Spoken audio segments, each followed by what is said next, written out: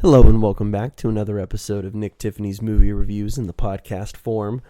Today we are talking about Spider-Man Across the Spiderverse, a sequel 5 years in the making that I have personally just been dying for. The first Spider-Man Into the Spider-Verse broke so many boundaries as far as animation, storytelling, comic book continuity in the world of the multiverse. And it did it all while introducing one of the most important Spider-Men of all time, and that's Miles Morales, who really has been an entire generation Spider-Man, just like Peter Parker was, whether it was Tobey Maguire, Andrew Garfield, Tom Holland. The character of Miles Morales has made such an impact, I think, worldwide. Not only just seeing a new Spider-Man, but having a Spider-Man who's black, a Spider-Man who is Latino, Spider-Man who encompasses so many things that obviously the original character does, but also shines a light on so many different sides of culture, of reality. It was just, it blew me away the first time I saw it. There was really nothing else kind of like it as far as feeling like you're watching a living comic book. A lot of movies have tried to do the comic book style before, whether they're using multiple panes as they tell a story, certain comic transitions and things like that. But this is a movie that, there's so many different art styles. It's unbelievable how quickly the movie can change sometimes, and the suits that you're looking at and the number of spider people that are obviously in this film is immeasurable. But each of them having their own realistic look. There's so many of them, I'm like, whether you know it or not, you've seen many of the spider people who are probably in this movie. Whether it's briefly on the cover of a comic book, a Spider-Man from an animated Avengers show, a Spider-Man from the Insomniac PlayStation games. There is no limit to the spider people or spider things that we see, obviously, as we'd seen in the first film with a noir Spider-Man played by Nick Cage and, Spig, Spider Pork, and all sorts of, just all sorts of zany characters. So we're back. Miles Morales is back, played again by Shameik Moore. His character's almost a couple years into Spider-Man now. He's 15, almost 16. And in his real life and his family life, he's getting ready. He's looking at colleges, and his family's starting to expect a little bit more of him. They want him to succeed in life. They want to set him up for the things that maybe they didn't have themselves, because they know he's an intelligent kid, but they're also grappling with the fact that he's going to be leaving soon. Soon he's going to be old enough, and other people are going to need him for the wonderful things that he could do with his brain and with his personality. And so there's this struggle of not wanting to let him go and suffocating him a little bit. But of course, as a 15-year-old who's also Spider-Man, obviously he just wants to be out saving the day, doing everything else until he has to do something for family. And then it gets annoying that saving the day is something he's got to do, because there's always something coming up, and that's very true, I think, to the character of Peter Parker and just Spider-Man in general, which is a big focus on this movie, is that there are certain character beats, or there are certain things for who you are as Spider-Man that are identical across every timeline and every variation of Spider-Man. And one of those things is just a horrible work-life balance. It's what makes Spider-Man so great, is because he is so helpful, because he's willing to help every person along his way, big and small, no matter the task. Kind of like people want from Superman. He'll get your cat out of the tree. He'll do that. He's got time for that. He can, maybe he doesn't have time for that, but he will do that for you at the expense of potentially creating some family tension, missing certain events, not being there when he really needs to. So already you've kind of got that like teenage shift. He's getting old. He wants more independence. Parents want to keep him home and around more. But also he's just missing Gwen, and he's missing all the spider people who finally made him feel less alone in this world, especially after he lost his uncle, who was, famously the Prowler in the last movie, despite being a bad guy. In the end, he knew there was good in himself, and Miles saw that, and so, truly he feels alone now. So, as fate should have it, Gwen Stacy, played by Haley Steinfeld in this film, in her own universe, is experiencing issues with her secret identity and her father, who's also a police captain, or would be police captain.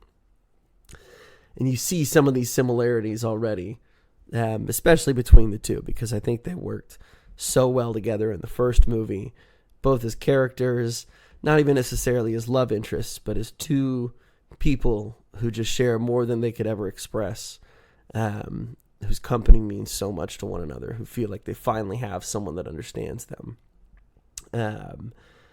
Gwen Stacy finds herself fighting a vulture, but it's not a vulture from her world. You know, this guy looks like he's drawn by Leonardo da Vinci and has all these, it looks like he's made of straw and paper. And very quickly we learn, after the Collider had collapsed in the first film with the multiverse and everything being strewn apart, we thought we'd fixed it. I guess we haven't. There's still little cracks. And villains and people from all different timelines are being sucked across and spit out all over the timeline, causing canon issues, as they're referred to in this film. And it's up to an elite task force of spider people who can navigate the multiverse and trying to neutralize these threats and put them back in their proper place.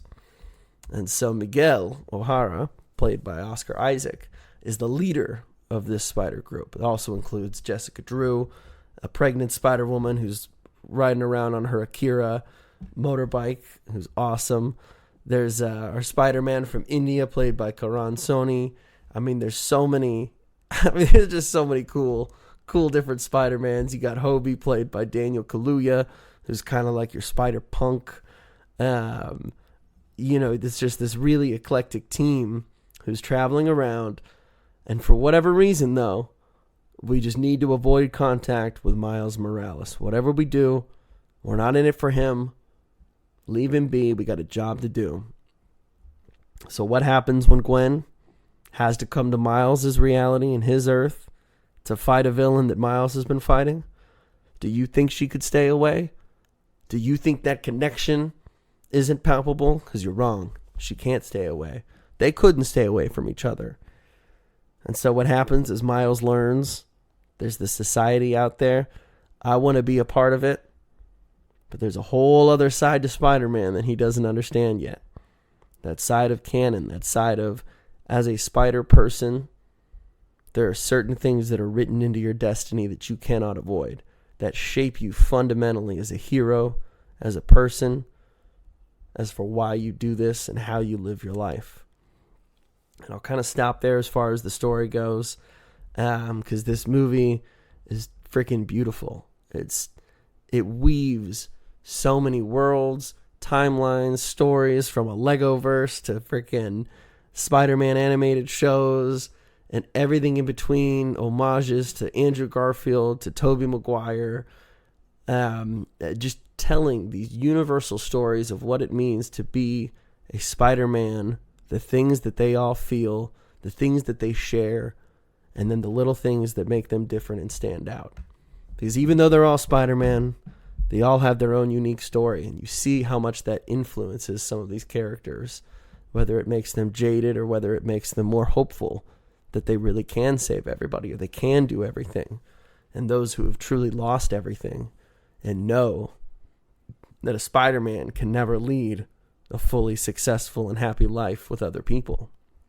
And so it really explores in depth, I think, a lot of what the comics kind of go through, and the idea of Spider-Man, for as happy and as helpful as he is so alone. And it's so hard to do that alone for so long. And so, of course, you get to bring back in Jake Johnson's Peter Parker. You've got some familiar faces that find their way back. But Miles, God, Shameik Moore is so good as Miles Morales. The voice acting alone, the characterization on their costumes with their eyes, and just how emotive they can be with their faces, and not even needing to see them. It's just really, really brilliant stuff. there's an entire team. I'm like, it's like 1,000+ people who all worked on this and who all brought in different animation styles, different spider people, weaving it all into one just incredibly expansive tale of the multiverse and what it means to exist there and how your choices have an impact in this giant web. And I'm just going to say it. They've done this so much better than the MCU has handled the multiverse across Loki and WandaVision and Doctor Strange and Ant-Man, Quantumanium. I mean, all those things. I mean, this movie, in 2 hours and 20 minutes, they make more sense of all these variations of the same character. They make sense of understanding these, of course, I'm forgetting the name in the MCU now because it's a little more technical than canon events. But it's pretty similar in the sense that, for your character, there are certain things that are unavoidable. Doctor Strange, you have to lose your hands. You have to lose someone close to you, to really motivate you to study this magic. And so it's, this is totally something you see across all comics. And it's something that I'm sure we're going to see in 2 weeks in the Flash movie, which I can see why people were kind of comparing these two as far as story goes, because, as a character, understanding your destiny and understanding, what you've experienced, if you could go back and change it, wouldn't you? But what effect would that have on the rest of the multiverse? And, are you allowed to do that and get away scot-free? And obviously I haven't seen The Flash, but I have a hard time believing that any superhero movie is going to be better than this one for the entire year. I cannot wait to go back and watch this again. I was just blown away, reduced to tears sometimes, found myself just laughing, bellowing sometimes. So many feel-good moments, so many moments where Spider-Man is, as a kid, especially, you've got these things that you keep to yourself, these worries, these fears that you don't want to share.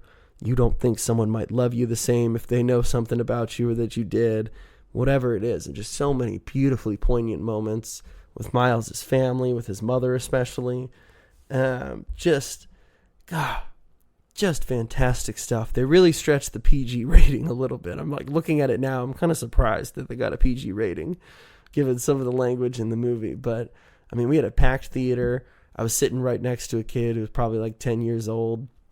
He and his family, I'm like, they were loving it, laughing, smiling, giggling, crying at the right time, scared sometimes as well. This is truly, truly a masterful movie. And, to call it just an animated movie is a disservice, because I know Guillermo del Toro continues to beat the drum. Animation is filmmaking. It is cinema. It doesn't need to be categorized on its own, especially when something like this stands out so much more than most live-action films ever do. The story is universal. It's accessible. It is diverse. It is beautiful. I cannot say enough great things about this movie, and I just really hope we don't have to wait 5 years for a sequel, because this thing is brilliant. This thing is so good. One thing to note, I saw it in the XD theater at Cinemark. Hopped online on Twitter after, because I was like, okay, we had a couple audio issues as far as our sound mixing went, because the very beginning, it's like, okay, I can't quite hear what they're saying when there's a lot of music in the background, and then it shifts, and then you can really hear what they're saying, but the music's kind of toned down. Some of the dialogue is a little echoey. I thought maybe that's just our theater, but people in Iceland and in Norway and all over the country, it seems, are having some issues. Some people are fine. Some people saw a screening in IMAX that seemed to be pretty okay. I don't know if it's like the Dolby formats or things like that, but something to be aware of. You're not crazy if you're like, I'm kind of struggling to hear them a little bit, because that was kind of us at the beginning of the film. But even then, I had a phenomenal time. I definitely will go see this again. Hopefully the audio will be kind of fixed there, but this is like, and knowing everything that's coming out for the rest of the year, I can only really see Mission Impossible or maybe Barbie and Oppenheimer vying for my film of the summer. But this feels like the real start. Fast X, Guardians, Little Mermaid, all those aside, no, this just blew everything out of the water for the entire year. Across the Spiderverse, just like Into the Spiderverse, I imagine will certainly be hovering around my top 10 list by the end of the year. Thank you guys again for listening. I've been waiting. I've been starved for a comic book movie that just makes me feel so excited and so happy about what I saw. Like, I just can't wait to not shut up about it.